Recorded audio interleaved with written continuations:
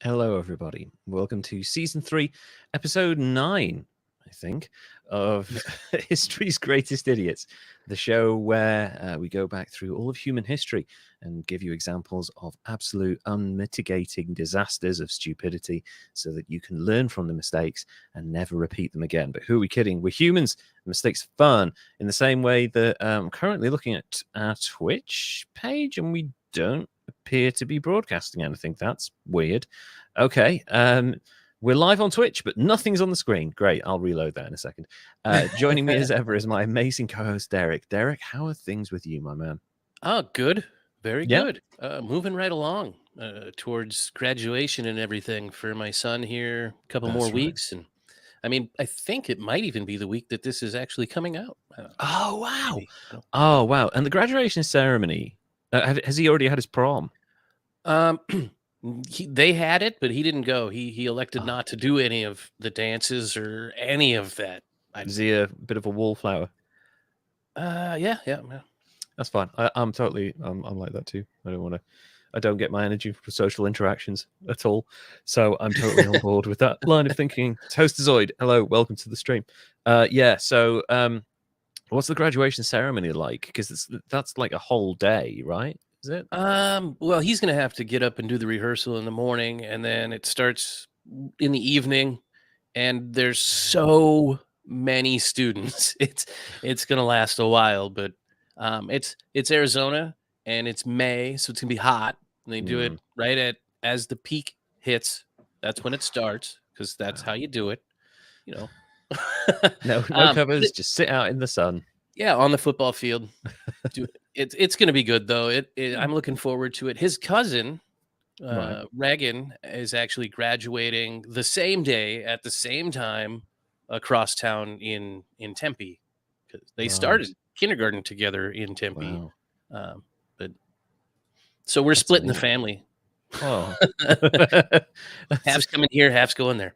Wow, that's quite a. It's a good family that you can actually split the forces, like Napoleon's army or something.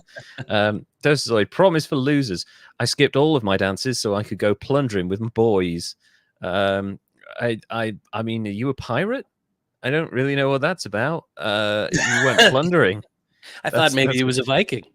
See, I didn't skip any of the dances, even though I'm a wallflower, and I just ended up chundering. So there's a. I don't know that word. Vomit. Please expand my vocabulary. Chundering is vomit. Oh. Yes. Oh, it's a game. Sea of Thieves. Okay, he's making a Sea of Thieves reference. Still not played that game yet. So prom's on the horizon and changes in the air, as is Oregon. You're Oregon bound. Hopefully you don't get dysentery on the trail. Oh, boy. Yeah. Wow. Yeah. Gosh, now I got to go play that game. Thanks. I know. Yeah. Sorry. That's a reference that only people over the age of 35 will get, unless it's part of popular culture. I guess it is the Oregon Trail. I think it is now. Yeah. Definitely. It's making a comeback in the new streaming series. People mention it. And I think there's even somebody talks about a board game version of it, which is, I don't remember what show I was watching. Sure, yeah, that appeals to me. The Oregon Trail makes sense as a board game, actually, given how difficult it was. I just wonder, with the new success that's been found by video game movies, when we're going to get an Oregon Trail. They did that. Did they? Well, it's not a video game; it's a movie or a TV show. Remember 1883 on Paramount Plus? Yeah. Yeah, It's basically the Oregon Trail. basically is. Yes. Oh my god. Oh, while we're talking about TV shows, we were talking before the episode went live. You've been watching What We Do in the Shadows, the TV Oh, show, yeah. which you're enjoying. I'm really pleased about. I love that show. It cracks me up. It's It really does. awesome. It's so there are so many random moments where you're not expecting comedy almost. Like you're expecting elements of it to be funny, the storyline to be funny aspects, but just like random moments of like Matt Berry completely mispronouncing something deliberately, or like a random little aside. It's such a consistently funny show that rewatching it is really good. It's really valuable. One show I started watching the other day and I was quite impressed by, because Apple TV, they've had a bit of a weird run with me. Other See, than I Ted, liked a go on. lot of their stuff. I have liked I like Ted Lasso. I think it's got a nice heart to it. I eventually got into Severance, although I thought it could have been like maybe an episode shorter. Thought maybe some of the episodes were a bit long. And we really enjoyed The Servant because it was like schlocky garbage. It was so funny. But a lot of their shows I found have been quite dense and a little bit inaccessible. I maybe gave up on Slow Horses too quick. Like which one are you? What's happening? What's it?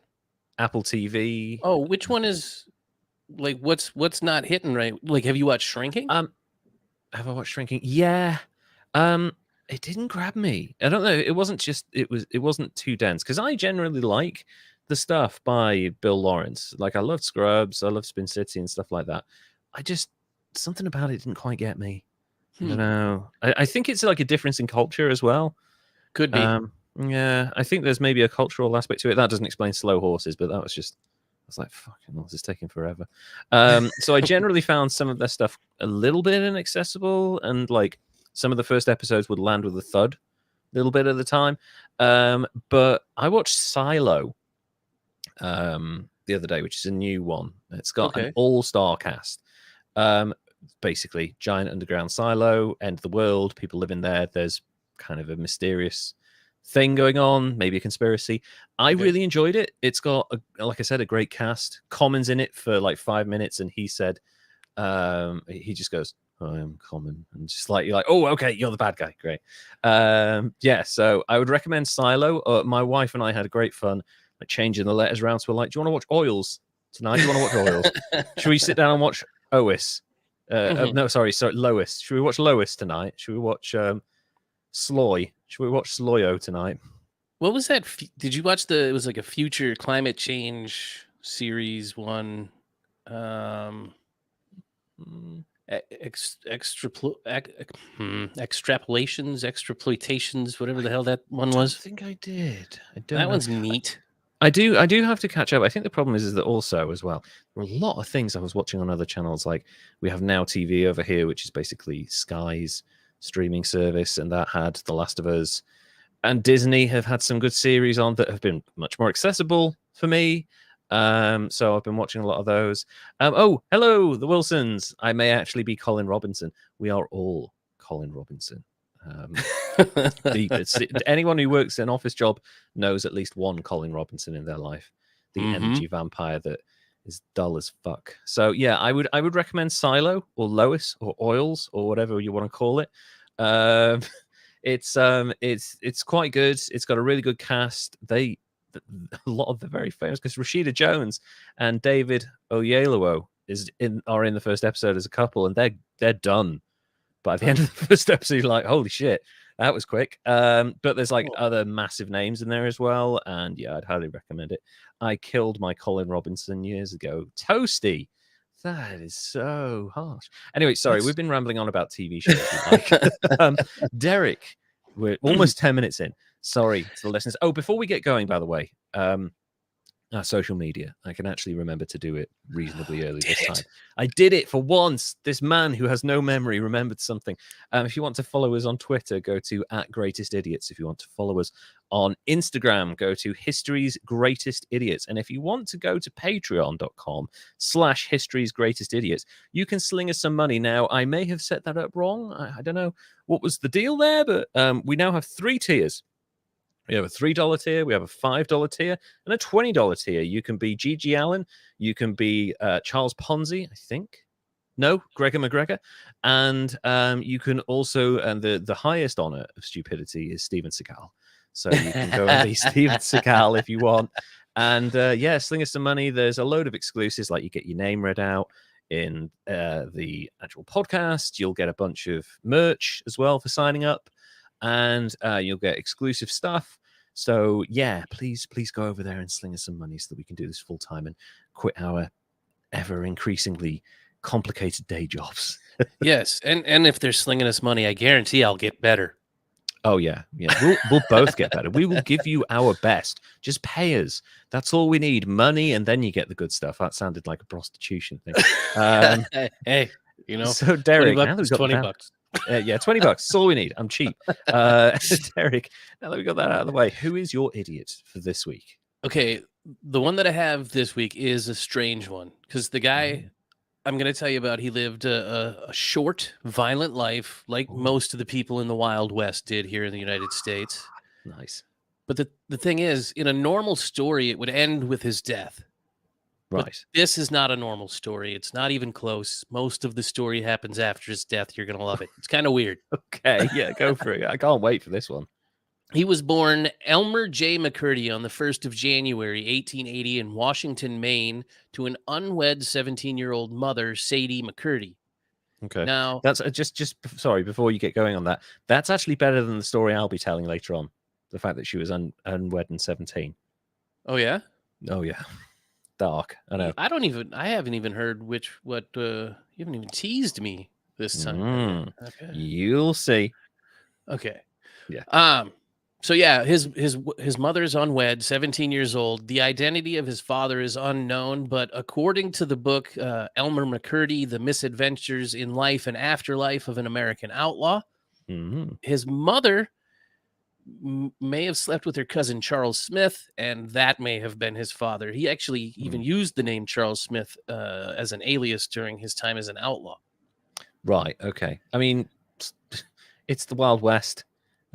Your options are your cousin, someone who may murder you, or like a coyote. So I guess like it happened more often than it didn't. So probably, but not so often with the unweddedness. And in order to avoid the shame and embarrassment that would have been like almost certain for her, she sent Elmer off to live with her brother George and his wife Helen, who raised him as their own.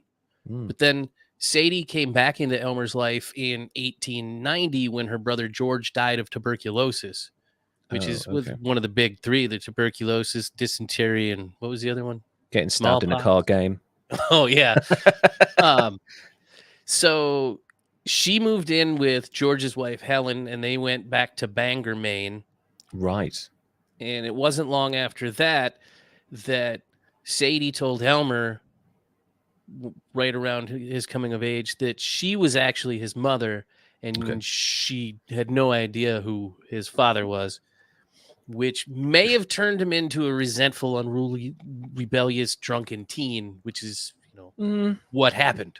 Yeah, I guess it wouldn't have taken, I mean, life in those days would have been hard, right? Oh, yeah. And to then find out that this is actually your mother and you don't know who your father is, I feel like that's enough to tip people over the edge in that circumstance. So yeah, I feel like Derek doesn't have a day job. As soon as the podcast ends, he molds into the mural behind him. No, Derek isn't a Gestalt entity. He actually exists. I'm afraid to tell you that. An AI. Yeah, he's actually an AI. Yeah, just paying through the nose for an AI. That's what it is. Cutting edge tech. So carry on, please. Sorry. So he moved in. Oh, wait. He started drinking heavily and kept drinking heavily, and things started to go really crappy for him. And he moved in with his grandfather and became an apprentice plumber. Right. which would have been really cool, but the economic downturn in 1898 caused him to lose his job. And then in August of 1900, his mother died of a ruptured ulcer. Oof, Then in that's September, horrible. his grandfather died of Bright's disease. So Mm, now he's wow. on his own. Everybody's dead. He's drunk, got no job, and he gets out of Maine. That sounds like an actual country music. Oh, yeah. Song right there. Yeah. It is. He didn't have a dog to lose. No, I was They going to didn't have say truck if his back then. dog was dead and his truck had broken down, then yeah, that's your full-on country music anthem right there. Exactly. Yeah. So he gets out of Maine, starts drifting through the eastern United States, working as a plumber and then briefly as a miner. But he was drinking really, really heavily, and it made it hard for him to hold a job for very long at all. And in 1905, he has his first run-in with the police where he's arrested in Kansas while working as a plumber for public intoxication, which I didn't know was a thing you could get arrested for back in the Old West. Yeah. I just thought everybody was drunk, wandering around I mean, everywhere. like everyone's walking around half cut because you can't drink the water because it's full of like crap. So you're drinking booze all the time. Yeah, something's got to make the Old West not suck. Yeah, And I mean, God, he must have been really drunk to have been arrested for public intoxication because the public is intoxicated, essentially. They are on Skid Row all the fucking time. So, anyway, not much happened with that. In 1907, he tried to clean his act up and joined the Army. Okay. He was assigned to Fort Leavenworth in Kansas as a machine gun operator. Wow. And he also learned a really cool skill that he's going to try to use later on in his life, which is using nitroglycerin for demolition. Oh. Now, it's not exactly known how much training he got, but whatever training he did get was probably minimal. And I mean, you can draw your own conclusions when I tell you what happens. Like this, run. On November 7th, 1910, Elmer was honorably discharged from the Quartermaster's Corps and made his way back to St. Joseph, Kansas, where he met up with an Army buddy, and they got drunk. Of course. Came up with a really cool idea. And while they were out trying to do that, they got arrested on November 19th, 1910, found in possession of burglary paraphernalia. Elmer and his friend were thinking quick on their feet, and they said, those tools are not for burglary. We're using them for our invention of a foot-operated machine gun. We just got out of the Army. We're doing this whole thing. Oh, that's surprisingly smart. Yeah. It worked. They were acquitted. They were both found not guilty. Wow. And maybe you would think that a close call like that would have scared him straight. Might have emboldened him, actually. Well, he was out and he celebrated, and his old friend alcohol sent him off to the races. And off to the races, I mean a really short-lived, shitty career as a bank and train robber. Oh my God. Okay. So like I said, he tried to use his experience working with nitroglycerin in his robberies, but most often the robbery attempts, he got a little overzealous and used too much of it.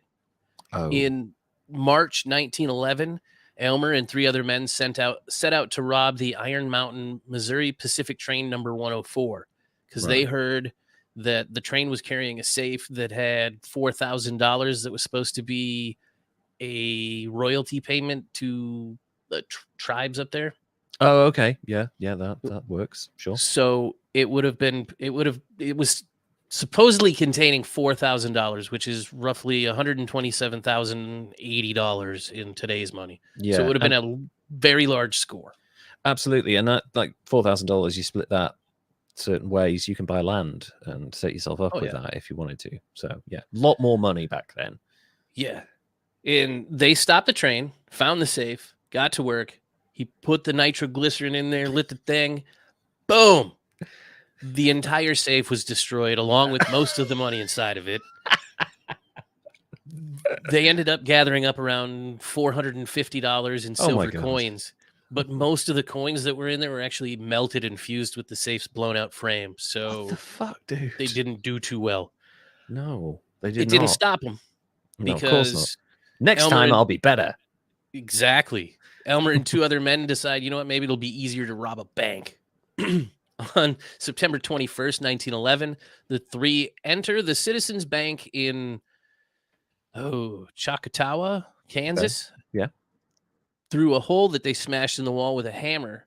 They spent 2 hours banging through the wall to get in there, and once they did, he got to work with the nitro. He used the nitro to blow the door off the vault, and this time it destroyed everything inside the vault, but the safe that was in there was intact. So still might win here. He uses nitro one more time to blow up the safe that's inside the vault, but it didn't ignite. Nothing happened. The lookout got scared when it fizzled out and ran off. And Elmer and his other buddy took off with $150 in coins that were in a tray that didn't get blown up when they blew up the vault door. It's not a great score, is it, for a vault? No. Yeah, they split up, and Elmer ended up, taking his whatever $50 cut and went and got drunk at a friend's ranch in Kansas. Ends up super wasted and comes up with his next plan. On October 4th, 1911, in Okessa, Oklahoma, Elmer and his two buddies had this plan to rob a Katy train that was coming. It was like a main line up, I think, from Katy, Texas through Oklahoma. It was supposedly carrying around $400,000, which would be right around $12.7 million. Oh, that's crazy money now. That's like, I'm buy half this state money. Kind of yeah. thing. Holy shit. I'm going to buy all of this territory out here. You know what? I own the railroad now. Yeah, fucking hell. That's a lot of money. The Donald Trump of bank robbers. Thank you, Wilsons. That's true. So they've got this plan. They know what they're doing. They're going to get this train. And maybe they were all drunk at the time. Probably. But they stopped the wrong train. They stopped a passenger train by mistake and were able to make off with this amazing haul. You ready? Okay. $46 from the mail clerk. Okay. 2 carboys of whiskey, Ooh. a revolver, a coat, and the train conductor's watch. Was the watch any good? Or was I don't know. Like a fake hanging Rolex or something like, this isn't a real hanging watch? My God. It was a dime store watch. Yeah. Now, if you're like me and you have no idea what a carboy is, I had to go look it up, and I'll save you some Googling time. Okay. It's a rigid container that has a capacity from 4 to 60 liters. Okay. Essentially, it comes from an Arabic word that I can't pronounce that sounds like carboy and means big jug. Okay. So great place to store your crafting materials, but not so useful for the life of a bank robber. Well, it was full of whiskey, so it was super useful for him. Oh yeah, that's big jugs of whiskey. Yeah, forget the money. I'm sorted. Exactly. Wow. Well, according to newspapers that put out a story about the robbery, it was, quote, one of the smallest in the history of train robberies. God. He took off back to his friend's ranch. He showed up with the whiskey and apparently used the money somewhere along the way that he got, or maybe he gave it away and just took the whiskey. He said, this is mine. But he showed up, parties his ass off, drinking these carboys of whiskey with some ranch hands all the way into the next morning, where he went and passed out in a hayloft. Of course. And what he didn't know, though, was that he had been identified as a member of the gang that robbed the train. Oh, dear. So there was a posse of 3 deputies that were like on his trail with bloodhounds and sorting him out. Yeah. And then the hounds suddenly go, whoa, fucking hell. What is that? That smells so strong. I don't want to follow this scent anymore. It smells like alcohol. This is too much. It's lucky he didn't spontaneously combust. I know. He's lying in hay. My God.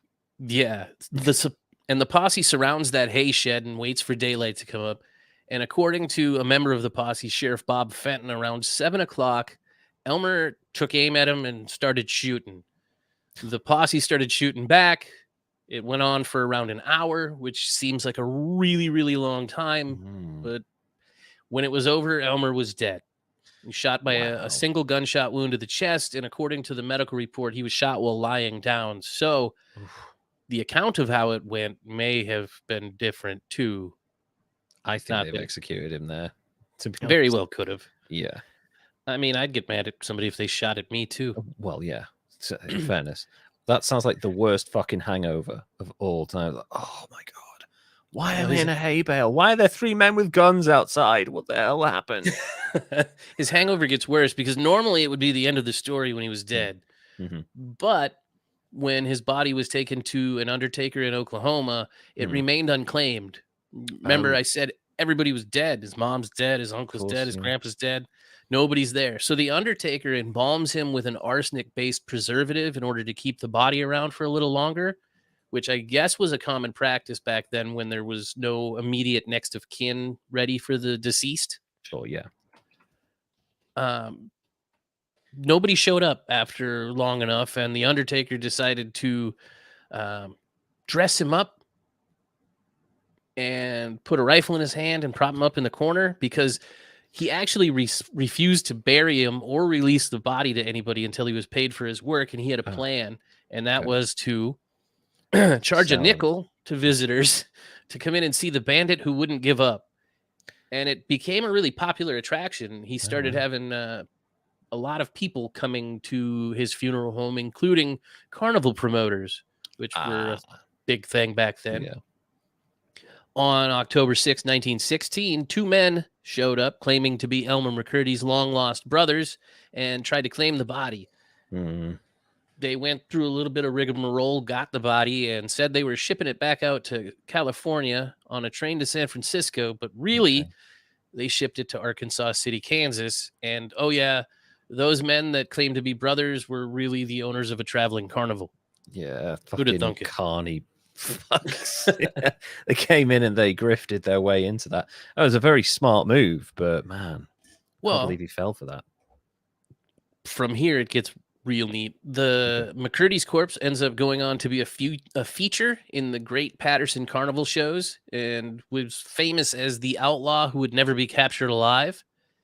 He continued to travel around on the carnival unit until 1922 when he was sold to Louis Sonny.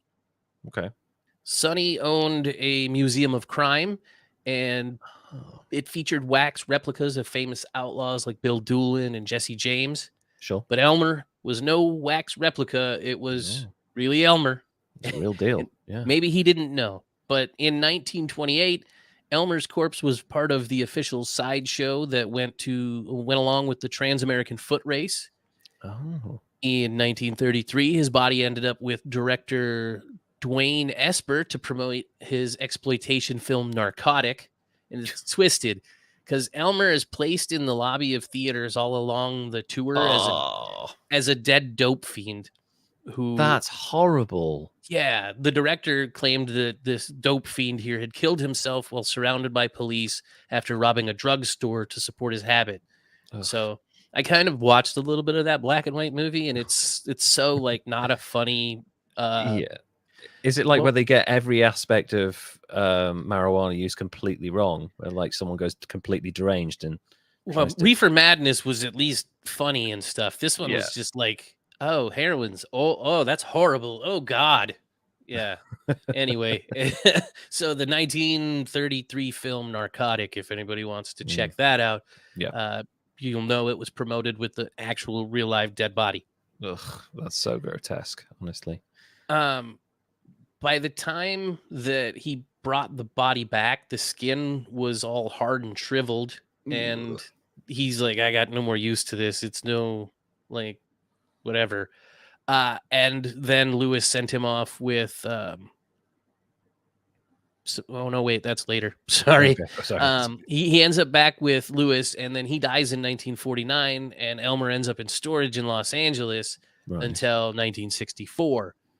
And that's when his son Dan lends him to another filmmaker, and he was used in the 1967 film She Freak. I don't know how, and I didn't look that one up. But if you're interested, there's Elmer McCurdy's corpse is somewhere in that. Okay. In 1968, his body sold again and ends up, along with some other wax figures, being sold for $10,000 to Spoonie Singh, who was the owner of the Hollywood Wax Museum at the time. And he lent it out to a show at Mount Rushmore, where Elmer's corpse sustained damage in a windstorm, and the tips of his ears came off, and his fingers and toes were blown off. And that's when it was decided he was too gruesome for any more of his exhibits, and he was sold to the owner of the Pike, which was an amusement park in Long Beach, California. Wow. In 1976, Elmer McCurdy's mummified, damaged corpse was found or was hanging as a prop in the Laugh in the Dark Funhouse exhibit at the Pike. That's It was disturbing. Yeah, and it was December 1976 when production crews who were filming scenes for the $6 Million Man noticed, hey, Elmer's arm came off. And the prop guy's like, holy crap, there's a real human bone and some muscle tissue showing through here. That's Maybe sick. I should call the cops. Yeah. So he calls the cops, and I've actually got some pictures, but I'm not going to share them. I'm just going to tell you, if you Google Elmer McCurdy and Laugh After Dark and all that stuff, you're going to get all the pictures you want of this nastiness. Yeah. Trigger warning for that. Anyone who's not a huge fan of mummified flesh, that's probably going to be difficult. But yeah, wow. You're not going to want to look at it. No. On December 9th, they conducted an autopsy on the mummy body and found that it was human. It was a male who died of a gunshot wound to the chest. And it was completely petrified, covered in wax, and covered in layers of phosphorus paint from being a prop all over the place. Yeah. The nasty thing, this is trigger warning, plug your ears. There was still like hair visible on the back of his head, and it was like you could see tissue in the toes and fingers where they were missing. Anyway, they dove into solving the mystery, and the thing that solved it for him for the most part was in his mouth. They found a 1924 penny with ticket stubs to the Pike sideshow and the Louis Sonny's Museum of Crime. Right. So obviously then it's just a question of connecting the dots back there, looking at the history of those things. Wow, that's really good detective work. Yeah, once they talked to Louis's son, Dan, it was confirmed. And that was December of, was that 76? By the 11th of December, the story was all over the place, the newspapers, television, radio, and a bunch of funeral homes were offering to do the burial for free, offer the services to get him interned. Okay. And they kind of held off to see if anybody would come forward to claim the body. And obviously nobody did. No descendants. So. On April 22nd, 1977, Elmer McCurdy was transported in a funeral procession to Boot Hill, which is a section of the Summit View Cemetery in Guthrie, Oklahoma. And his graveside service was attended by around 300 people, and he was buried next to another famous outlaw, Bill Doolin. Oh, yeah. Okay. Now get this. To ensure that his body would not be stolen and travel around the country again, yeah, they poured 2 feet of concrete over his casket.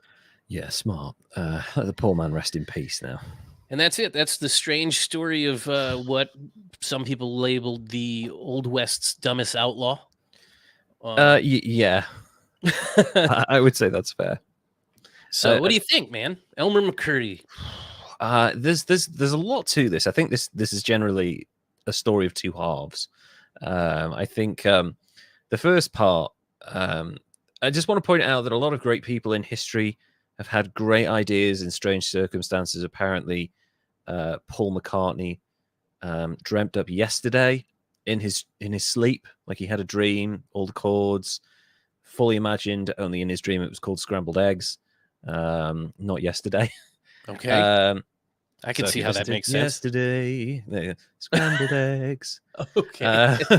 But yeah, and also David Bowie was in a recording studio, and he said, "Oh, wouldn't it be great if we could be heroes just one time?" And went to the toilet, and when he came back 8 minutes later, he'd written the song Heroes while having a shit. But this guy seems to do all of his best thinking while he's pissed, and that is not. If you get a wave of inspiration when you're drunk, I guarantee it's not a good idea.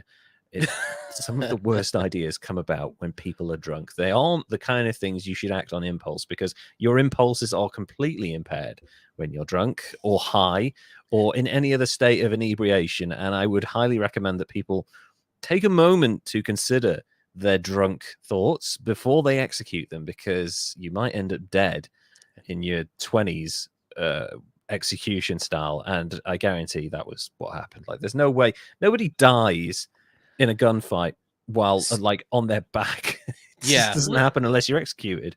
Little known fact that I just made up right now. It was one of the deputies' brother whose watch they took. Oh yeah, there you go. That's makes probably sense. it. Yeah, revenge. Take my fucking brother's watch. Bloody beautiful timepiece, that one. So yeah, but what happened afterwards, man? I think I've mentioned this before. So there's, I love going to museums and art galleries. That's my fucking jam. I could spend days in those things. Like anything you can think of, I generally really enjoy them. And one day I was looking for like kind of a thing to do on a day off, and my wife was going out with a friend to a place in the UK called Tring. We were living just north of London at the time. And she said, "Oh, we're going to the Natural History Museum in Tring." Now, the Natural History Museum, I know, is the thing in central London, which is free to get into. And it's got all of these amazing, you got Charles Darwin statue, and it's really incredible, giant bones of whales above. And yeah, I was like, "Oh, let me know what it's like, because I would love to go there." And she sent me pictures. And it turns out the Natural History Museum in Tring is just everything that Lord Rothschild has ever shot in his entire existence. So it's just like, here's a dodo, here's another bird, it's just like a series of killed animals. Like I have a real problem with taxidermied animals. I think it's fucking horrible, and I can't stand it. It creeps me out to a point where I'm like, that's just gross. Why are you celebrating this? Why are you preserving it for like animal heads? I can't cope with it. I find it weird. So to hear that a human being has been fucking mummified, or basically, taxidermied, and not only that, not just kept on display like, oh, this is a dead outlaw, like that, I kind of be like, okay, it's like the early part of the 20th century, that was a thing. It was a curiosity, and that's how people made money. I'm kind of okay with that. The accelerating pace at which this man's corpse was exploited by capitalism is fucking disturbing to me. It's nuts. It's horrible. It's like everything that should be wrong about the desecration of a corpse should have come into people's minds, but at no point did any kind of moral thought about, this man's dead, maybe we should leave him alone. They just kept on exploiting him. And I have a big problem with that. So yeah, well, there's a weird disconnect that maybe I kind of glossed over too, is that he was killed in 1911, and it was 1916 that those long lost brothers showed up to claim his body and send him out on the. So he sat there for 5 years at that funeral home collecting nickels. Yeah, so that's a fair old amount of nickels right there, especially if he was popular. That's crazy. It's yeah. But I mean, I guess that would be, or could be, how people would lose fact that it was a real person. Yeah, I guess so. Like, yeah, maybe there was a bit of confusion in there, but like, it's horrible. Anyway, in terms of like scoring this idiot, I mean, it's a very easy one, this, because he was really incompetent. It's a classic case of stupidity. I mean, really, if he just like halved his measurement of explosives at any one point, maybe I should halve this. Maybe, maybe if he'd learned that lesson of, maybe, like, I have this thing where I'm like, if I think I've done, I can't remember what the circumstances is, but when I think I've done enough, I always do like 10% more, because I'm like, maybe I haven't done enough of this. Maybe the job isn't quite finished. This guy should have done 50% less of everything he did. He'd have been a literal millionaire had he been smarter with his use of this explosive, which back then there were very few millionaires at that point in time. Wasn't even necessarily the explosives part that kept him from being a millionaire. It was that they stopped a passenger train instead of the train with the money on it, because they were probably drunk. Exactly, yeah. And also the alcoholism, that's going to play a huge part of his ability to maintain his wealth. But yeah, I think with this one, I think I'm going to go 82. Ooh, because had he gone on longer, I think I would have scored him higher. Like, wow, this guy does not fucking learn. But actually, it was a relatively short career as a criminal. and he didn't really accrue much wealth or exploit. He was just like really shit, and then he got killed because he was a drunk. And yeah, it was a very short career. Had he gone on longer as a criminal, then I could have scored higher, but I don't think I can really. I am happy with that. I mean, Yeah. I just think it's neat that he went on tour from 1916 to 1976. Yeah, man, 60 years on the road. That's the fucking Rolling Stones story right there. Holy shit. Mick Jagger's like, oh, maybe I should buy a corpse. Maybe I could live a bit longer. He's not? I thought he was. I thought he was Weekend at Bernie's. At this point, yeah, Jerry Hall sucked the life out of me. I've got nothing left. So yeah, that was what was his name? Elmer J. McCurdy. Elmer J. McCurdy. That's about as Western a name as you can get. Like, it's a proper kind of, it's a cowboy name, proper cowboy name. Oh my god. So, from one kind of disastrous, incompetent idiot to someone who it's very difficult to categorize. I heard about this from Sam O'Nella video. Sam O'Nella, is that a YouTuber's name? That's a great name. That's a great fucking name. Oh my god, Sam O'Nella. Yeah, I'm gonna have to go and check out Sam O'Nella's video now. It's better if you say it fast. Thanks, Toasty. I'm gonna go and watch that. That's really disturbing. So yeah, from one truly incompetent idiot who was exploited after his death to someone who there's a lot of exploitation in it, and I think it's going to be up to you guys to decide whether this is deliberate or part of a grand illusion. But I'll leave it to you. So I'd like to tell you the story about Belle Gibson and the art of marketing lies. I just want to point out, this is not Mel Gibson. This is Belle Gibson. She is Australian, but she is not Mel Gibson's daughter, although equally as stupid. Annabelle Natalie Gibson was born in Lanston, Tasmania, making her a metaphorical Tasmanian devil, according to interviews she was given. She left her Brisbane family home at the age of 12 to live with a classmate and later live with a family friend. It's immediately issues right there. Yeah. So at 12, she just ran away to live with somebody? I don't know if she ran away as such, as she just sort of moved out and then kind of continued to move out. We'll kind of get into her childhood much later on, but yeah, it's up for debate about how much of a terrible childhood she had. Really. Seems pretty early on. It's not starting well. Yeah, that's not a great start, really, is it? Gibson attended Wynnum State High School in Manly, Queensland, until dropping out in year 10, although she also later claimed to have been homeschooled. Starting to see a pattern here with conflicting information. She worked for some time as a trainee for a catering supply company, PFD Food Services, in Lytton, but social media reflected that by late 2008, she had relocated to Perth, Western Australia. There, she was involved in the skateboarding culture and actively participated in its online community. Gibson subsequently moved from Perth to Melbourne in July 2009 and became a mother 1 year later at age 18. Okay. But we'll get to more of this in a bit. Back in 2013, Belle created the Instagram account Healing Belle, which shared the story of a woman called Belle Gibson who had been diagnosed with malignant cancer, which she attributed to a reaction to the Gardasil cervical cancer vaccine. So the cancer vaccine gave her cancer? Her cancer. Yeah, that's what she said. That's not how that works. No, that's really not how that works. Vaccines and giving you diseases, people don't understand how they work.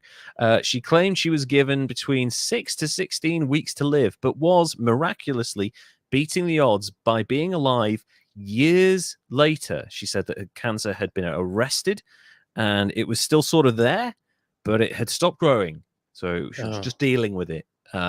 She claimed traditional treatments like chemo and radiotherapy didn't work and actually made her worse, which, I mean, anyone who's been through any form of cancer treatment, it's horrible. I'm actually on, this is the random little fact now, for my Crohn's disease, I'm on a very low level chemotherapy drug called azathioprine. It was used, I think, in the treatment of cancer patients in the past, not anymore. I have to take it right before I go to sleep. It's fucking horrible. And imagine.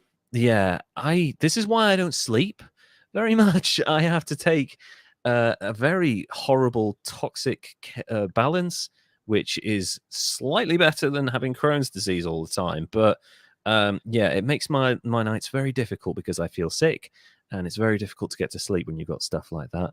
And did she tear? Sorry, what? I said, that sucks, man. Sorry. Yeah, no, that's okay. That's okay. I'm used to it. You know, I have poison in my diet every day. And I also occasionally eat McDonald's. Did she tear her town apart by turning into a tornado? No, not quite, but lies did.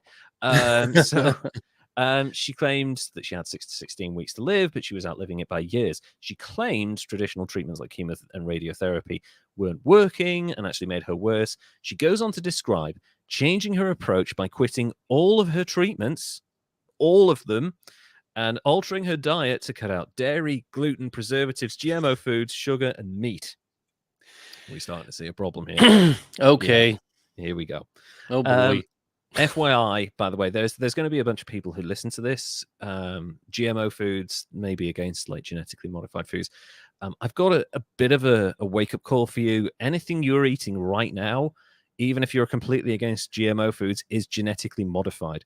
We've been selectively growing and altering all of our food for literally thousands of years. Even the most basic vegetables look nothing like they did 2,000 years ago. Those are all genetically modified. Yeah. Well, you like apples? You like avocados? That they're genetically modified because you have to splice a viable tree onto another tree. Because if you just plant an apple seed, you get crab apples and they taste like crap. If you want a Fuji or Green Delicious Grandma Green Apple, whatever, it has to be modified to get that.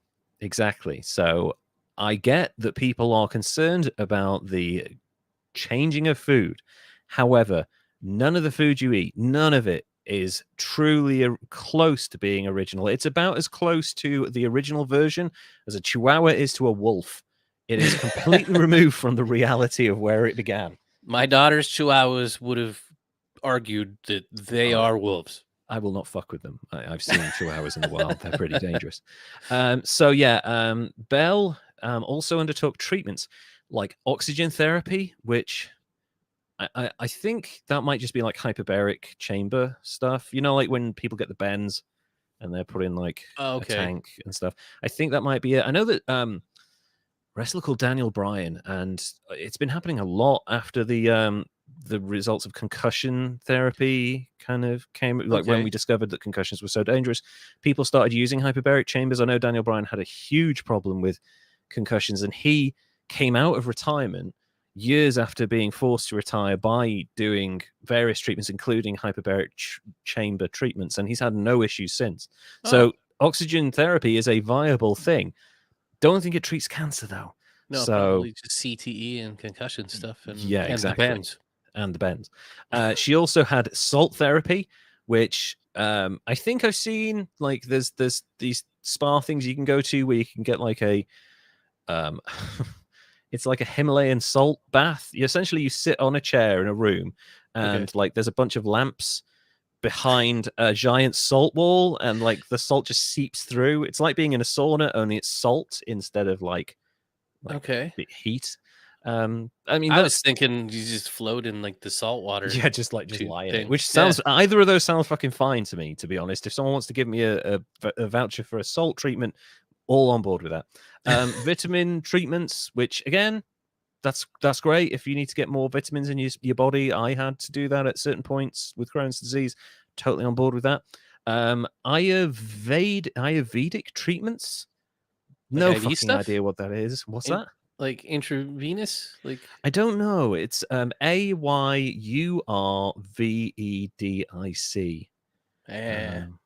I didn't bother researching it because those treatments. Yeah, those I'm sure great for cancer. And also regular colonics. Hooray! Good stuff. Yeah, that'll help the cancer. Just shitting your brains out. Nice. I have natural colonics all the time. It's I wonder if she rubbed snake oil on her body. I hear that cures everything. Yeah, well, So, I thought you had to drink it or smell it or wait. oh yeah, or like snort it or Yeah. something. Yeah, Brussels sprouts, broccoli, and lettuce too. I like Brussels sprouts. Like if you've not had, let me think about how I did this now. Christmas time.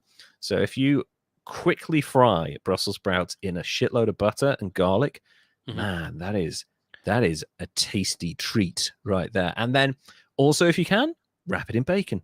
You know what? I've got leftover bacon and some like fist-sized Brussels sprouts from my last every plate that I failed to use for anything. So I think I'm going to do that now. Yeah, yeah. Loads of butter in the pan over a medium heat, chunks of garlic, and then like cook all that together, and then cook the bacon in the same, or maybe cook the bacon first actually, then you can get the fat from that. Ooh. And then you wrap the Brussels sprouts with the bacon, and oh man, it's so good. Yep, You know? I'm doing that.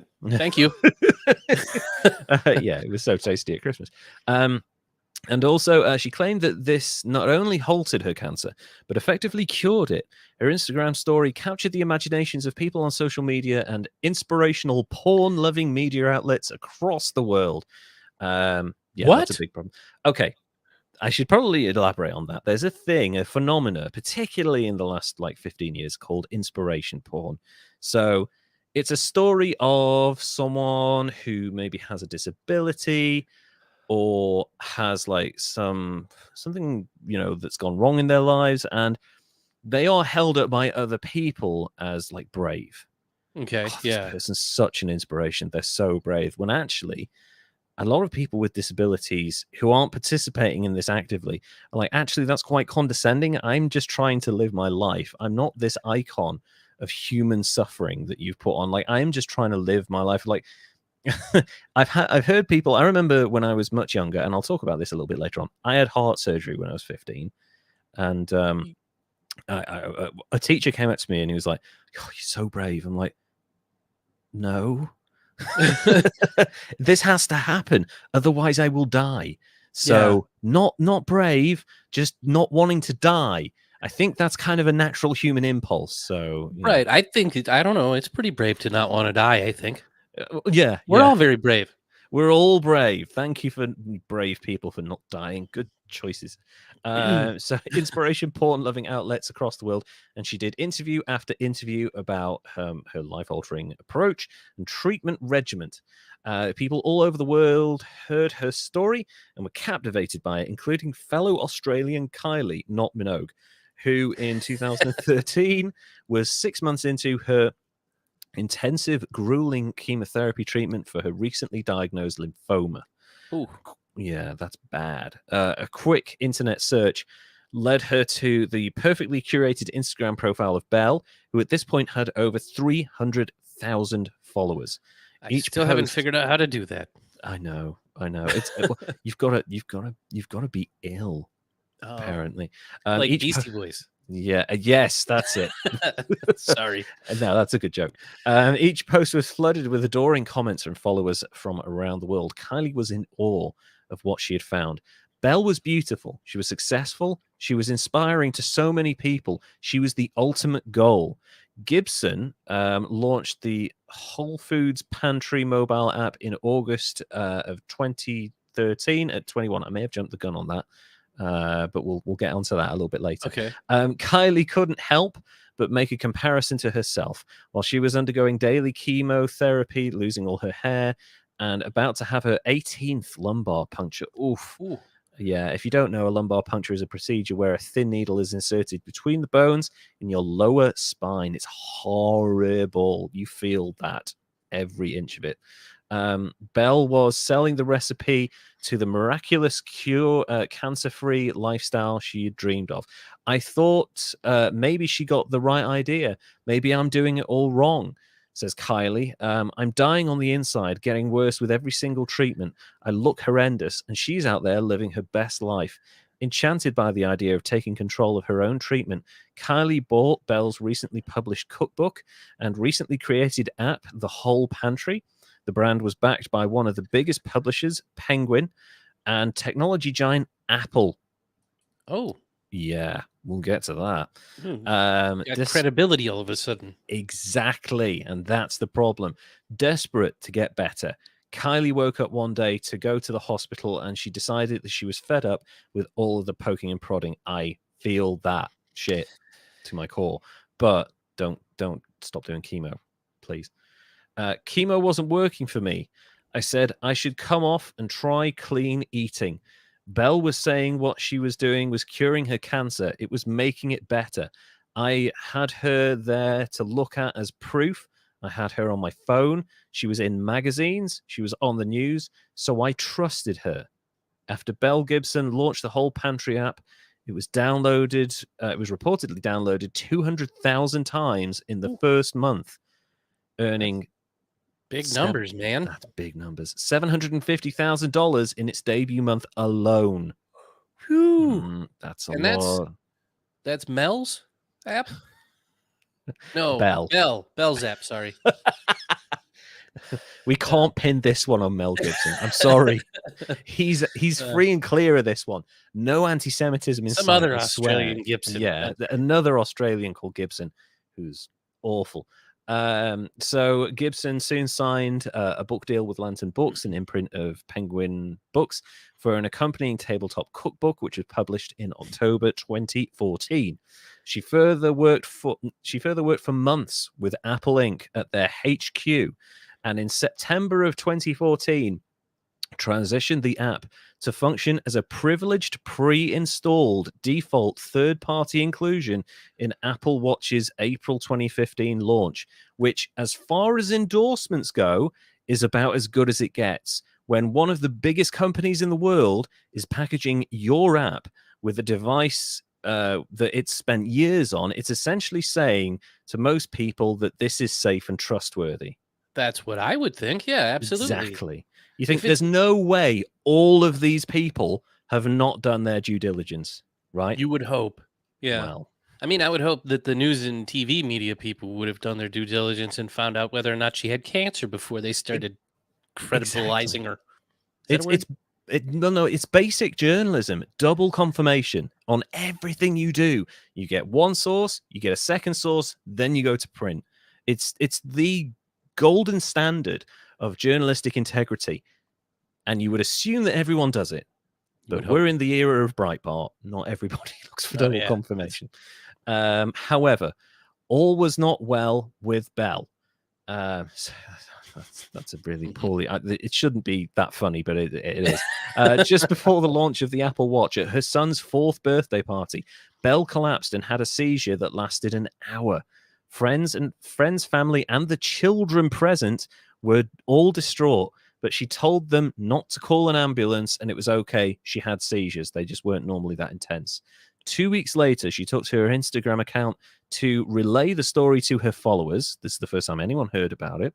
To say that she had also been diagnosed with her 3rd and 4th cancer, which had spread to her blood, spleen, brain, uterus, and liver, and kidneys. She mentioned kidneys.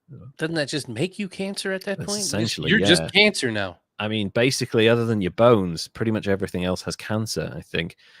She said that despite this diagnosis, she wouldn't let her fans down, would continue to work on her whole life approach and promote her book and app. Around this time, Gibson reportedly told a prospective business partner, I should say, that she had several names that she went under.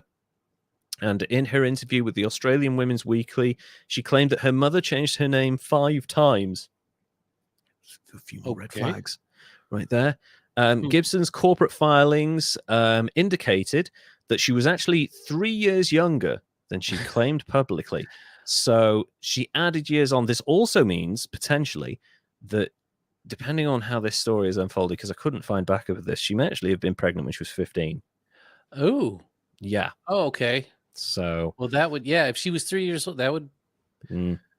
At least it would make her look younger than she is. Sure. Well, yeah, and I guess it's part of the wellness thing, isn't it? You've got to look healthy, and to look healthy, you've got to look young, apparently. So that's part of it. And if you're saying to people, "Oh, I'm 25," but actually you're 22 or whatever, and you've maybe not Right. cancer, You look then great. you look great for 25 and full of cancer, apparently. So by early 2015, it was estimated that in excess of $2 million had been made in the sales of the Whole Pantry app and the book. That's got to be on the conservative side. I think it's way higher than that. Gibson chronicled her battle with cancer on a blog of the same name, but doubts about her claim surfaced after she failed to deliver on a promised $300,000 donation to charity. So, before doubts were raised about her charitable donations, Gibson had intended to expand her brand beyond the app, having earlier registered the domain The Whole Life and advertised in December 2014 to recruit an IT specialist to expand the app and brand portfolio. Both the Whole Party app and The Whole Life were registered by Gibson's partner, Clive Rothwell, in her corporate name. The Whole Pantry registrar was amended in March 2015 and after the controversy broke. While the Whole Pantry was has unequivocally denied that Gibson ever helped anyone to reject conventional cancer treatment, Gibson has been quoted from her social media posts as claiming that she had countless times helped others to forego conventional medical treatment from cancer to treat themselves naturally, as well as leading them down natural therapy for everything from fertility, depression, bone damage, and other types of cancer. Are we starting to see the shape of skeletons in the closet in the distance? Yeah. Yeah. Yeah, man. I think we did another guy that was like an alternative medicine sort of guy. Yeah, we did. Whole food, raw food sort of stuff. And you know what? I agree with all of that. Yeah, eat good. Do the best that you can to not Absolutely do garbage things. But yeah, go to a doctor. Yeah, also see doctors, for fuck's sake. But yeah, and actually, a part of me can understand why Apple got in on this, because if you remember the last couple of years of Steve Jobs' life, he gave up on traditional cancer treatments because they weren't working for him, and decided to basically eat nothing but fruit, I think. Yeah, and it like didn't work. Fruitarian. Yeah, he was a fruitarian. It didn't work. He died as a result of that. And, who's to say whether he would have lived or not? But, it didn't work for him, and it seems to be working for her. So Apple were like, oh, well, maybe she's found the thing, and, we're founded by this guy who died as a result of this, so we'll get involved. But you check stuff first. So she previously claimed that she had undergone heart surgery several times and to have momentarily died on the operating table. Gibson also claimed to have had a stroke. However, she was unable to substantiate her medical claims, nor name the doctor who diagnosed and treated her. She also did not bear any surgical scars from her apparent heart operations. Now, going back to my heart surgery, I've had heart surgery, and they went in through a vein in my leg, which is a horrible experience for me. But I have no scars as a result of that. I just, they went in through a vein in my leg, and it was very quick. So, she could kind of get around it if she used, I had, cardiac catheterization.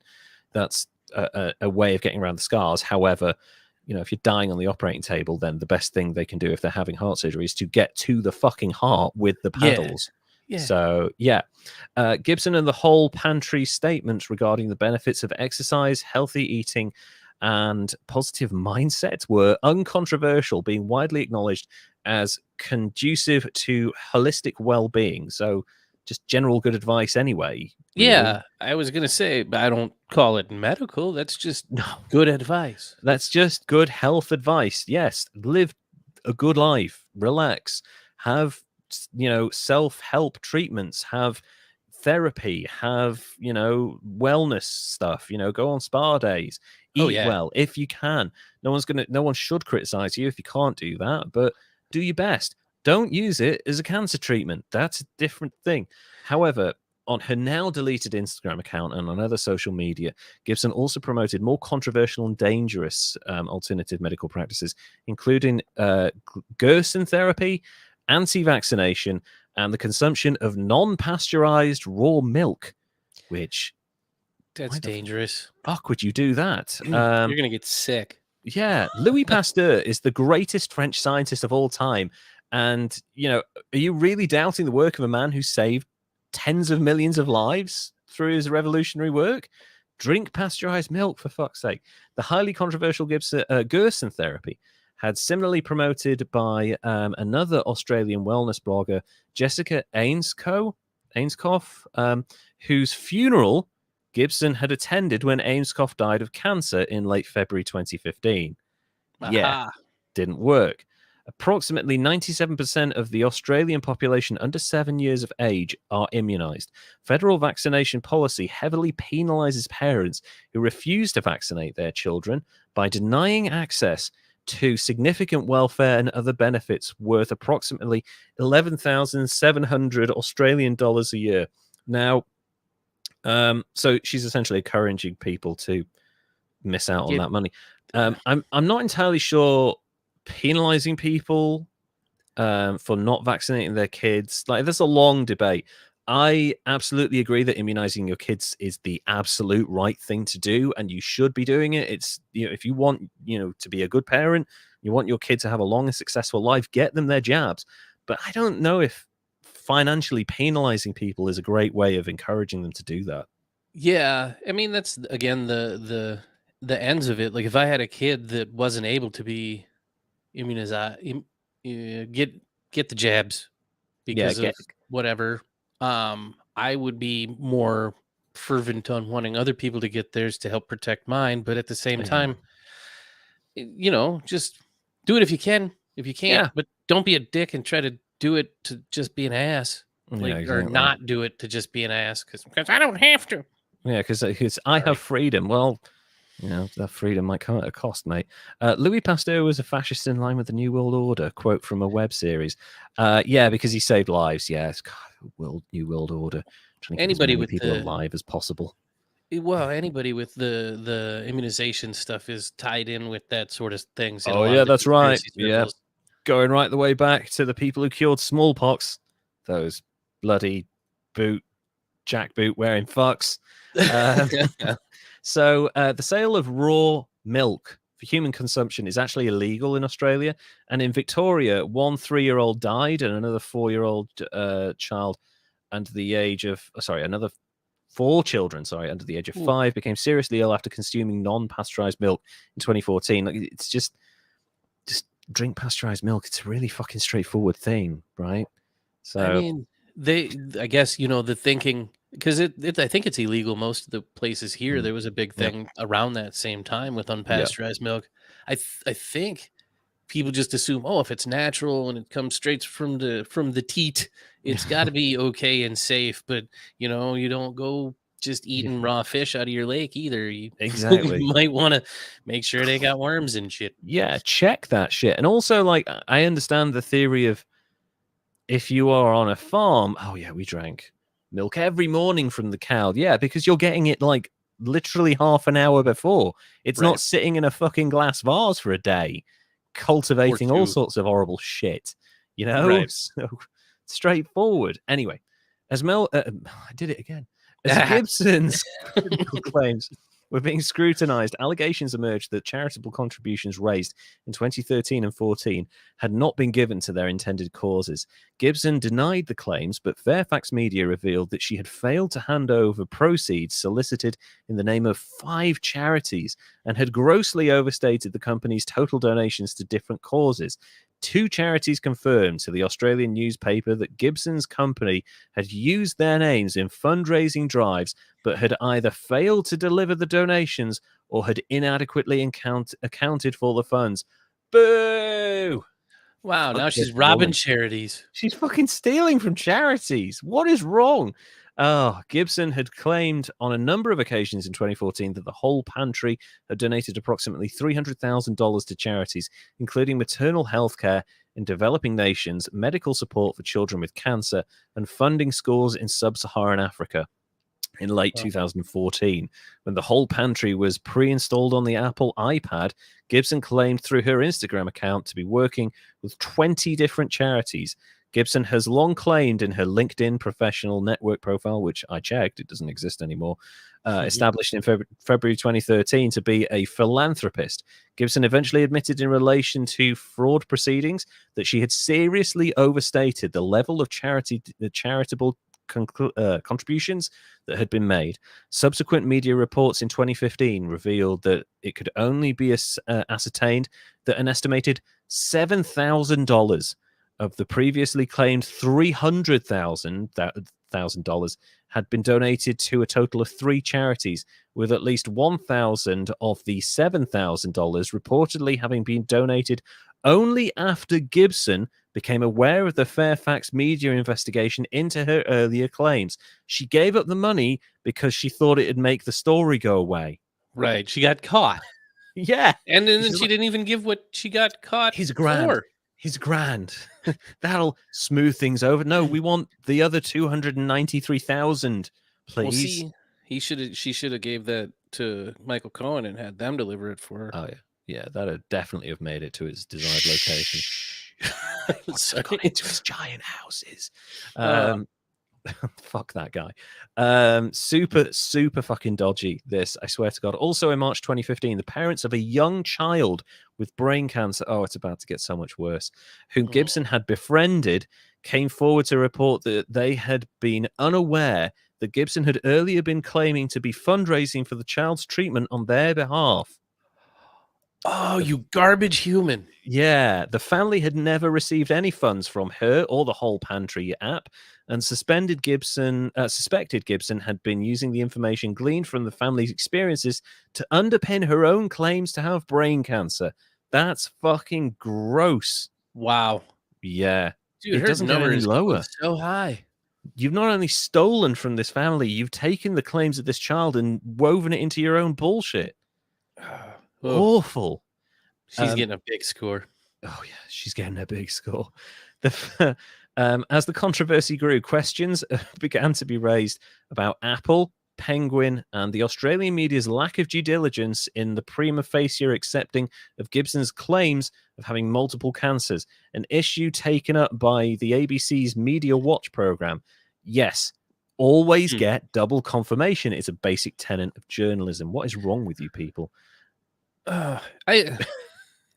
I'm mad at the publisher thing because I can't get stuff published, and like I actually did the stuff I said I did. Exactly. It's all about an aspect of it is about profile. If you are a big name, you're fucking J.K. Rowling, you want to publish a book under a second name called Cormorant Strike, then you're going to get that published. What a fucking terrible name.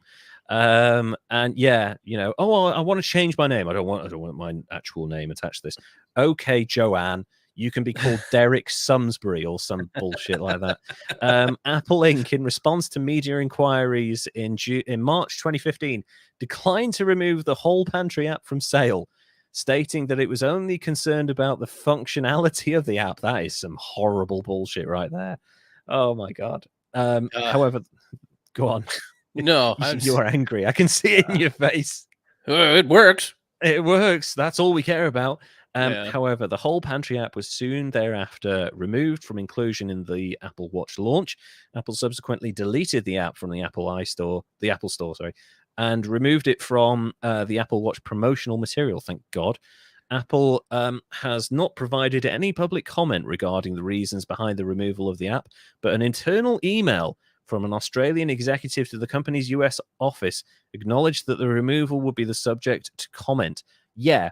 Just pretend it never happened. And, you know, we didn't even ask the most basic questions. Apple's response to fucking everything. Just like, it never happened. History rewritten already. What are you talking about? I don't remember that. You're full of shit.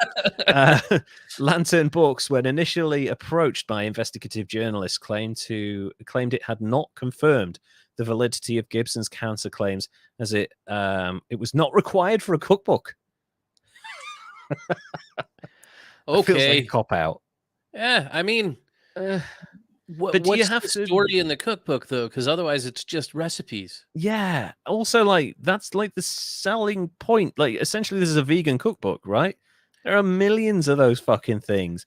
None of them have got like, I had all of the cancers and I had to get better. None of them have got that story. This is the reason it's sold. So yeah, unless you want to move your cookbook to the fucking fiction section, you've got to do a little fact checking, for God's sake. This recipe cures cancer. Yeah, exactly. This is now alongside Harry Potter in the fucking fiction section.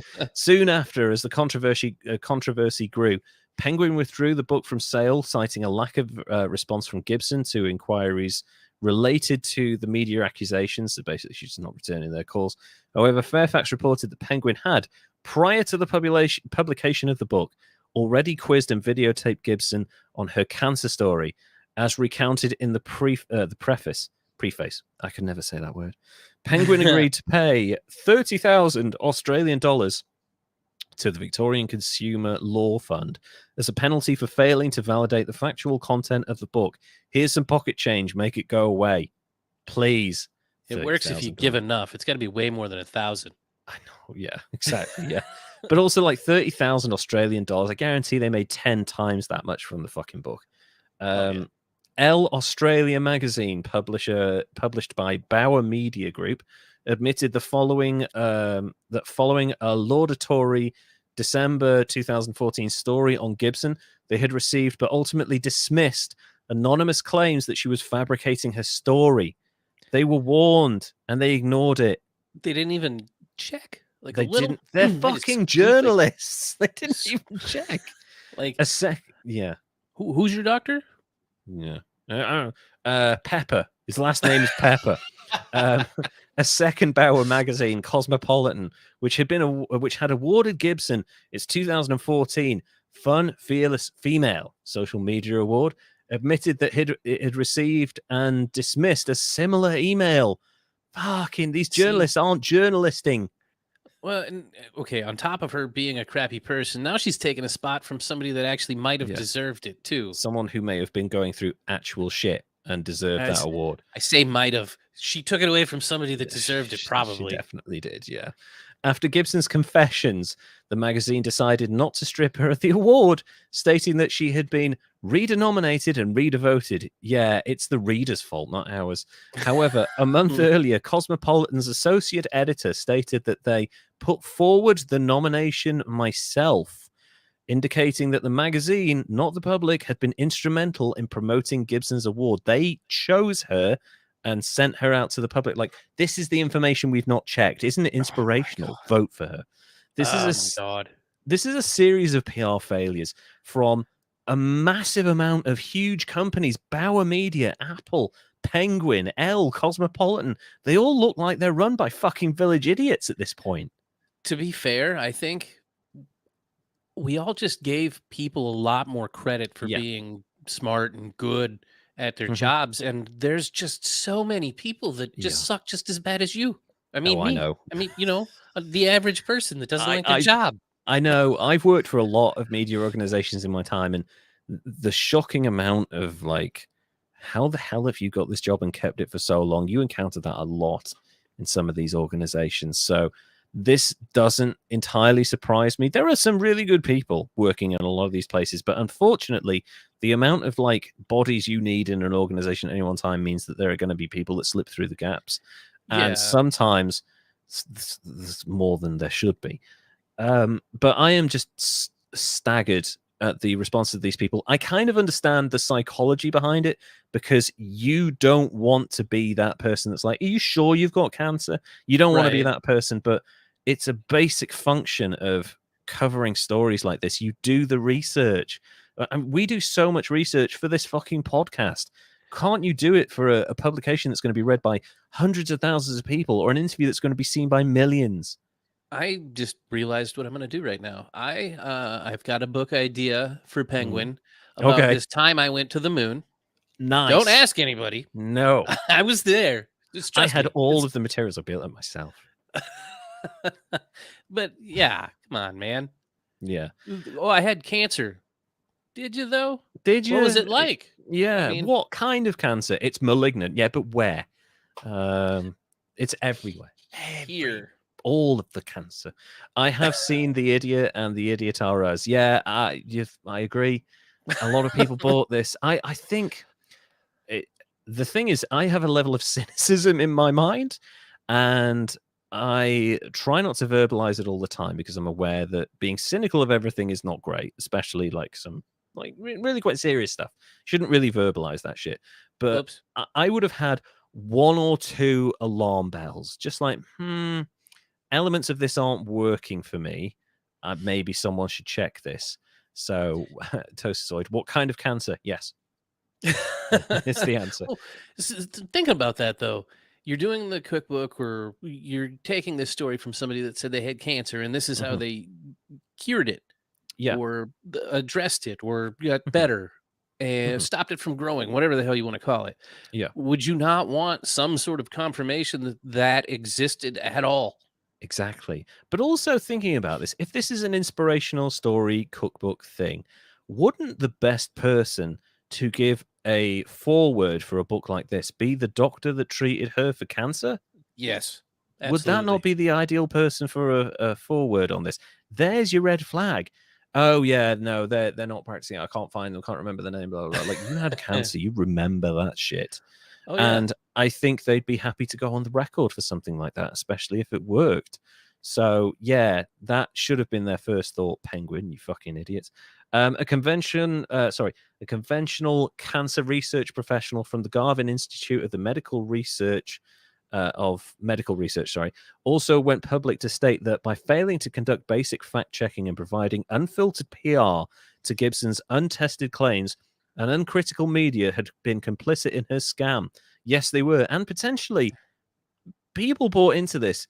How many deaths are they potentially slightly responsible for? You know? Gosh. Yeah, Even if it's one person. the one person that got off chemo to go eat Yeah. raw Poor milk. Kylie. Yeah. She got worse on this stupid diet and eventually found out it was a scam before it was too late. But that could have killed her. And you published that shit.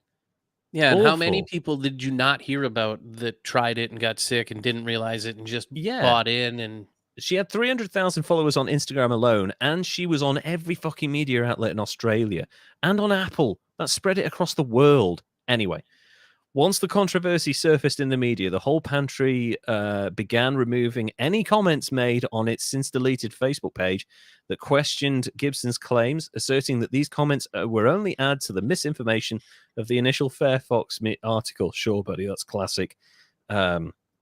Classic shit behavior. I'm just going to delete the comments and pretend nothing's happening. yeah. The selective deletion drew even more negative comments. Barbara Streisand. Ooh, woo, woo. Yeah, that's the Streisand effect right there. Simultaneously, posts that Gibson had made on her Instagram account that made reference to her cancers or charitable donations were also selectively deleted. Soon after, all posts were deleted from Gibson and the whole pantry's Instagram accounts.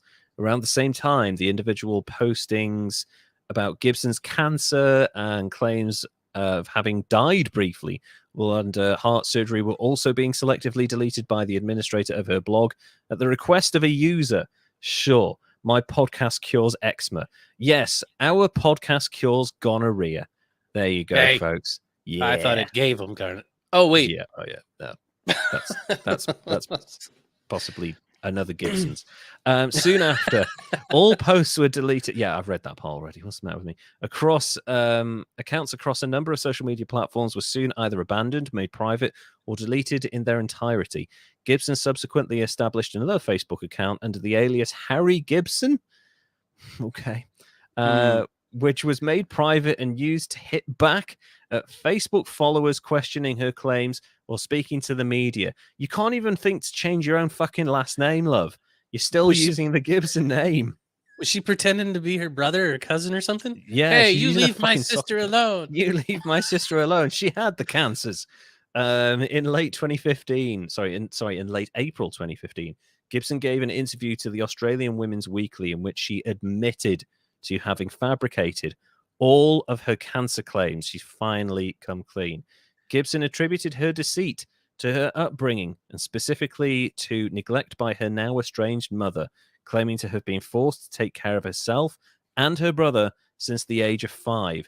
The interview was, however, described as an admission of deceit without expression of regret or an apology, which is, you're starting to see something slightly sociopathic going on here, right? Yeah. I did it. Are you sorry? What was that? I didn't hear. Huh? Yeah. In May 2015, in a May 2015 interview with the same magazine, Gibson's mother, Natalie Dalbello, refuted several claims Gibson had made about her family, including the false claim that her brother was autistic. She's pathological at this point. She claimed her brother had autism.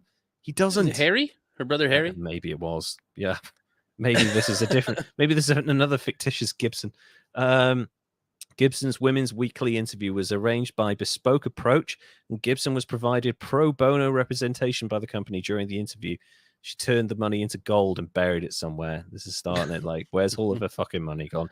In June 2015, during the controversy, Gibson was rumored to have received 45,000 Australian dollars for an interview with Nine Network's 60 Minutes. That you should not be giving her money for this shit.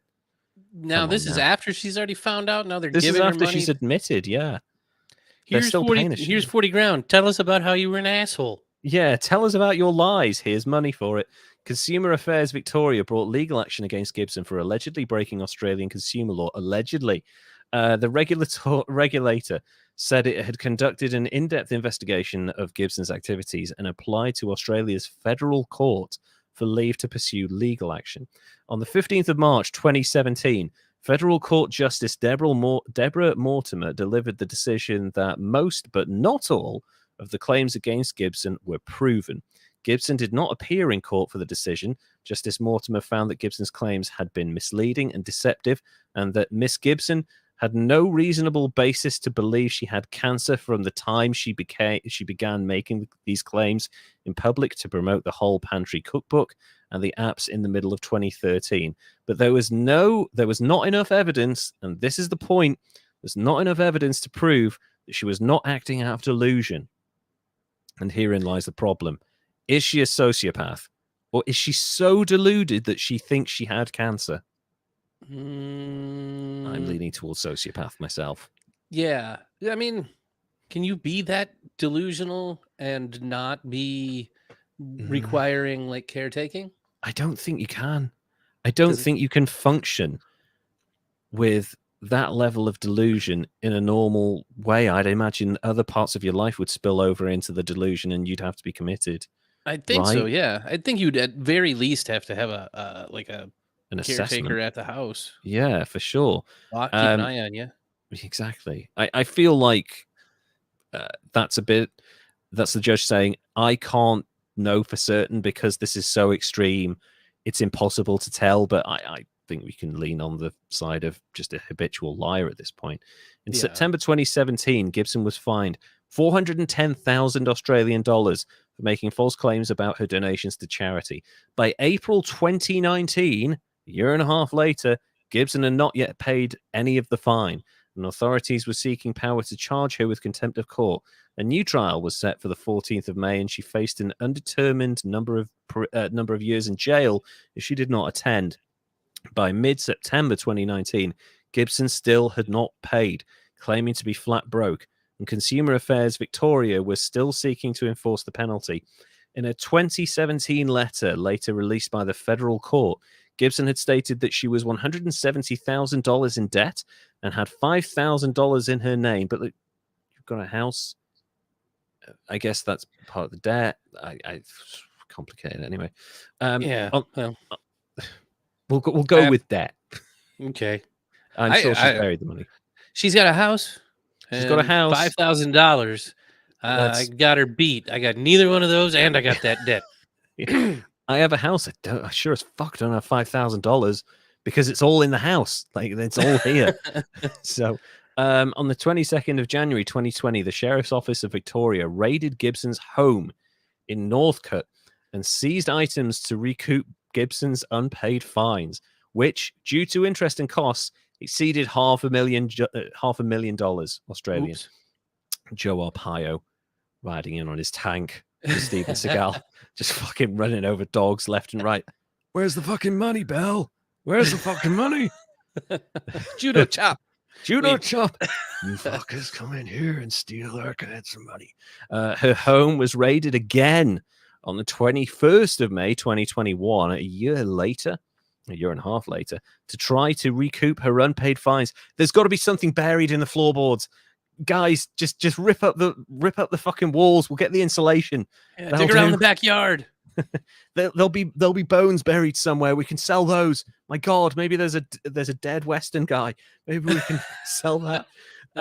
Yeah, the day after the first raid on the 23rd of January 2020, a Shoba Media. This is where I think I can kind of categorically say that she's a sociopath.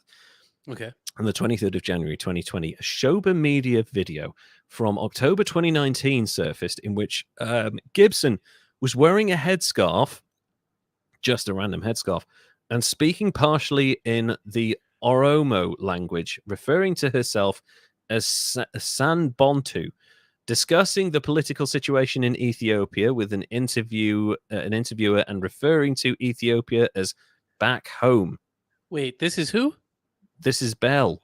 This is the woman she's gone Rachel Dolezal. Okay, hold on. I gotta see what she looks like here now. She's the whitest Australian lady ever. Okay? She's Ethiopian now? She thinks she says that Ethiopia is back home. She's speaking the language. She professed to have been adopted by the Ethiopian community in Melbourne after volunteering for 4 years, calling the adoption a gift from Allah. Oh, dear. However, on the same day, the president of the Australian Oromo Community Association in Victoria, Tarakane, it's like the last 4 words are Kegn, so I'm not sure how that sounds. Tarakane Chimdi stated that Gibson was not a registered volunteer, is not a community member, and she's also not working with the community, and that he had only seen her at events 2 or 3 times. He expressed that nobody seemed to know who she was, and he had only just learned of her backstory and expressed a desire for her to stop saying she's part of the community. Lady, we don't need you here. Please fuck off. I think, the thing is, though, now that I think about it, that oh, yeah, she's a sociopath. She's now claiming to be accepted by the community. Maybe she is deluded if she thinks that. Maybe. Yeah, because that can work both ways, really. Yeah, there she is. This is Belle Gibson. Yeah. That may not be her real name. She's Ethiopian. Not Ethiopian. She's just a normal Australian white lady. She looks ill. She sure as fuck doesn't look like she's got cancer. Gotta be honest. Not that I know that I know there isn't a stereotypical look for cancer patients, but yeah, most people who have cancer in every part of their body and aggressive forms that is spreading do not look like that. They do not look healthy like that. So, so that's kind of where we're at with Belle Gibson. I couldn't find any more updates. I was kind of stunned into not researching more after reading all of that. What do you think about Belle Gibson and her non-cancer situation? Well, okay, so I'll take some points away, I think, for the possibility that maybe she's delusional or has some sort of mental incapacitation that she could be mentally ill. We can't rule that out for sure. Then extra people, Penguin gets a 90, as well as Apple, Bauer Media, all of those people for not doing your job. Fuck me, basic stuff. Check your sources. But she took money from charities. She pretended to have cancer. She put people in danger by telling them you can eat fruit and not have cancer anymore somehow. Yeah, give up on your chemo and radiotherapy. Come and download my app. You'll be absolutely fine. Familiar Wilson's Media. Apple gets 127. Yes, that's fair. They do in this situation. Fucking sure. I think this might be the highest one that I've rated so far, because there's just so much bad and silly bad. Like, why? You didn't need to do that. The thing is, as well, if you think about it, if she hadn't claimed, because all of this started when she said she donated $300,000 to charity, right? Which is a very easy thing to check. Like, you call up these charities, ask them if they've had X number of dollars, and they'll be like, no, we've never had money from this person, or we've had like barely anything. If she'd not told that lie, she might have gotten away with it for years longer than she did. you Which know? is scary to think. Yeah, it really is. But she couldn't contain her lies.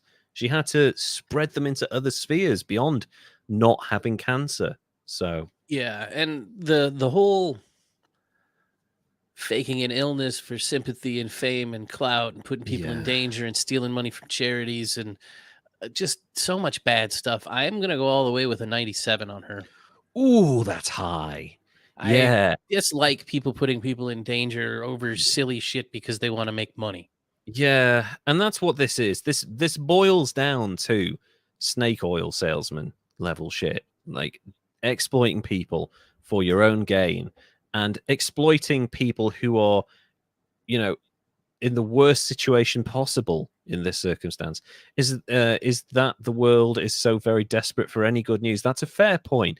A lot of this is being fueled by the media because you get nothing but negativity from the news and socials. And yeah, there is an aspect too when you watch the news and then they have, and finally, a cute cat in Des Moines, you know, like that level of fluff bullshit, like the world isn't going to burn, we promise, here's a cute cat story. That is a problem in itself, the narrative that the media is telling around what's happening in the world. And that's the thing. It is negative news everywhere, but you don't have to look very hard to find good news, good You really stories, don't. inspiration. Just it's you can I And you, see it right on the corner during the yeah, last what is it, the thing that closed down the streets where everything was a mess. There was a guy that just liked Mesa so much that he was out there handing out maps of how to get around town for the whole day where you couldn't. And I mean, that's not this person survived cancer, but it's a nice, yeah. good, not gross 9 people were shot at a mall in Texas news. Yeah, yeah, you're absolutely right. There are examples of everyday, just normal, nice, good humanity around us all the time. And it can be something as simple as your neighbor bringing your bin in. Thank you, Carol, for doing that. You know, or like someone offering to help you, you know, carry something or whatever it might be. There are a million stories like that in your life every single month. And the only problem is that the worldwide focus of news is on relentless, kind of depressing and intense stories. And that is not the daily existence for most people in the world. Yes, there are people who have got terrible situations and who live in grinding poverty, but even they, for the most part, will have nice experiences. They will have nice moments in their lives because as humans, we find the good most of the time in things and we see and we hang on to really wonderful moments because we're storytellers and we like good stories and things that make us feel good.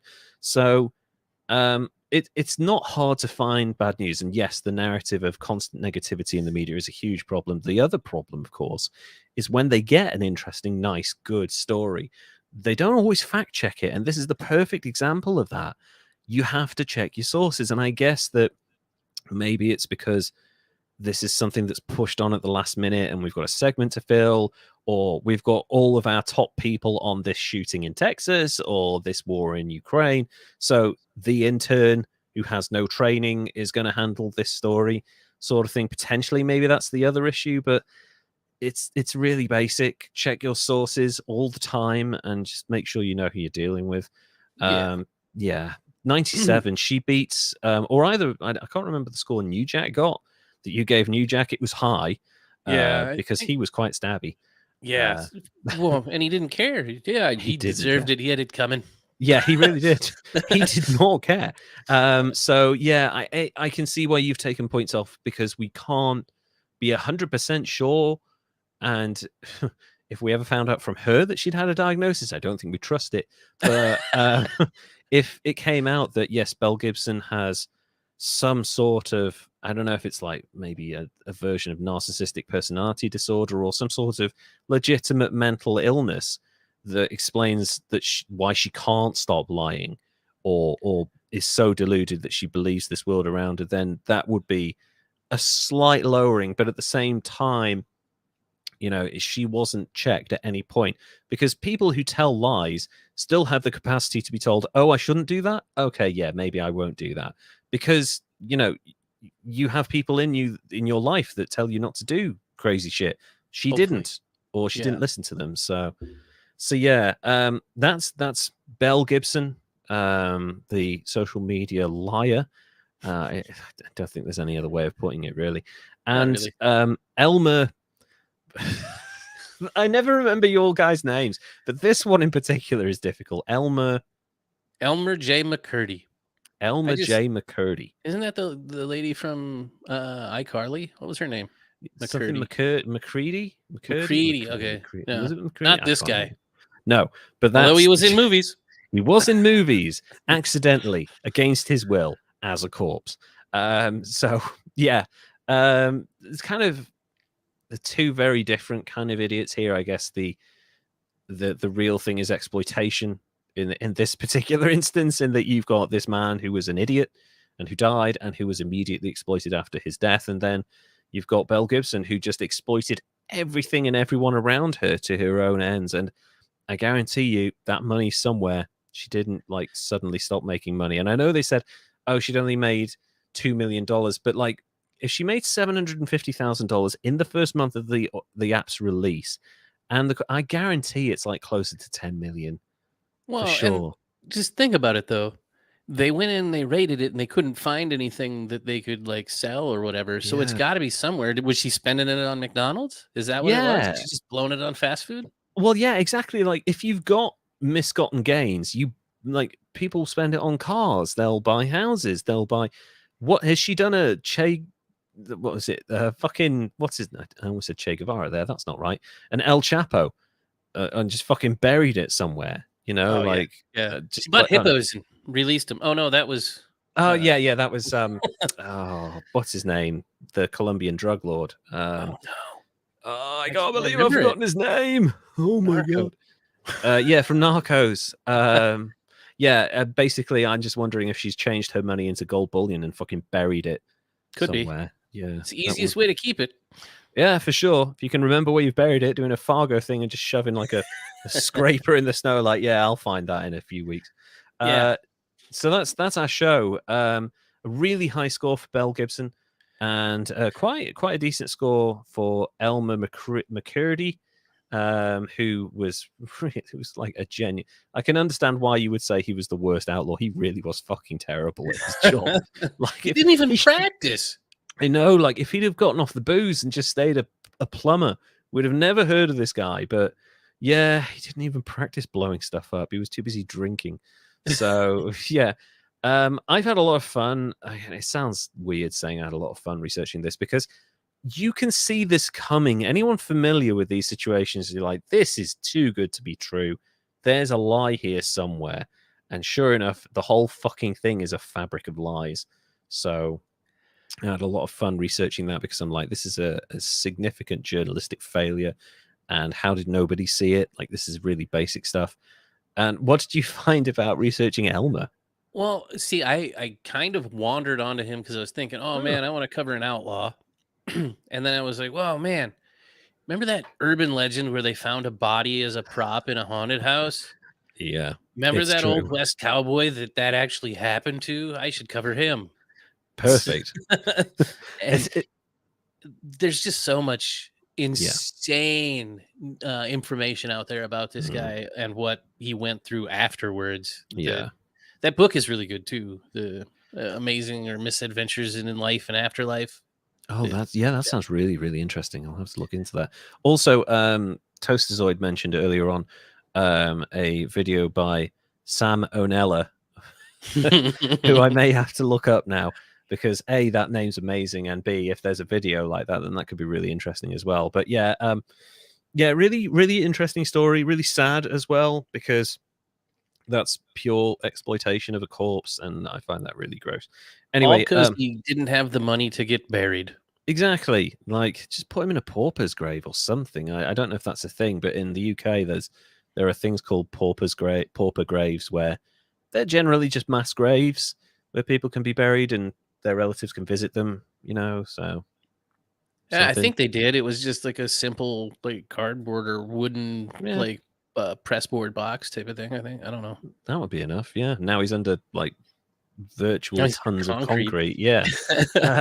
So Yeah, thank you everyone for joining us. So that's episode 9 of season 3. This has been live streamed. It will be out a week later as a podcast. So thank you so much for watching. And if you're listening, thank you so much. If you'd like to follow us on social media, I remember to do it this time. Go and follow us at Greatest Idiots on Twitter or at History's Greatest Idiots on Instagram. And if you go to patreon.com/History's Greatest Idiots, you can sling us some cash. Be our first ever Patreon. You get a little special treat for joining our Patreon, and you also get to support us financially so that we could potentially maybe make this a full-time gig. Please do. We'd love that.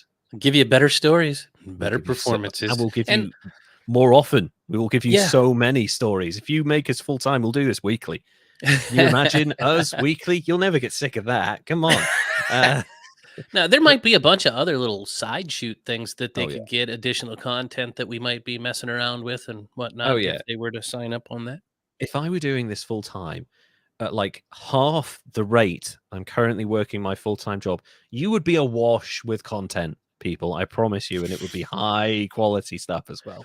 So yeah, thank you guys so much for joining us and following us. We've seen our numbers increase so much recently. So we're nearly at 28,000 all-time listens, which is kind of amazing to me. We only recently passed 25,000. So I think I mixed my stats together when I was talking to somebody at work the other day, when I was like, we got 20,000 listens on this. Wait, no, 2,000 on the first episode, and 28,000 overall, but not this last month. No, we're doing really well. We do have a huge number of downloads, and if I could, and those are just, sorry, I should point out, those are only Spotify plays. I can't get into the Apple plays to actually, because there's like a whole, getting into Apple's podcast platform is a fucking nightmare. So I will eventually get in. Apple, if you want to reach out, if you're listening to this, we're sorry about calling you idiots for not tracking Belle Gibson's con, but do you want to help me maybe track my downloads on your platform? That'd be great. But yeah, thank you guys so much. Give us a follow and a subscribe on whatever platform you're listening to / watching this on. We are available on YouTube. If you go on YouTube and search History's Greatest Idiots, there are all of our videos there. Over 90 hours, maybe not quite 90 hours, but somewhere around 90 hours of amazing original video content. And that's a long time you can listen to. It's nearly 3.5 days. Amazing. And if you've got anybody to suggest, go ahead and hit me up on that too. Yes, I love hearing from people on that. Yes, please message us on social media with suggestions. Sometimes I forget, as you may have noticed. I don't have a great memory. So make sure you message us and remind us if you've messaged us before, and we will cover the people that you want to cover for sure. And yeah, we will see you in a couple of weeks. Derek, would you like to say goodbye, please? Bye. Bye, everybody, and we'll see you again soon. Take care now.